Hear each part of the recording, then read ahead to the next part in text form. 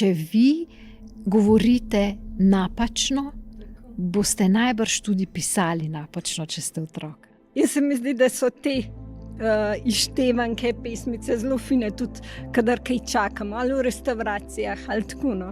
Gre za to, da če se da, pa dajmo čim več kvalitetnih stvari, a ne? Težko bo otrok izgovarjal pravilno glasove, ker osnovne funkcije ne zmore speljati. Kaj šele teh težkih gibov, ki jih potrebujemo za glasove. Sesanje prsta, ki s to svojo silo celo čeljust spremeni. Ne skočimo prehiter, pa ne pustimo stati. Sploh, če so resne težave. No, jaz sploh nisem za ta prehitevanja, res ne, sploh ne. Šola je temu namenjena.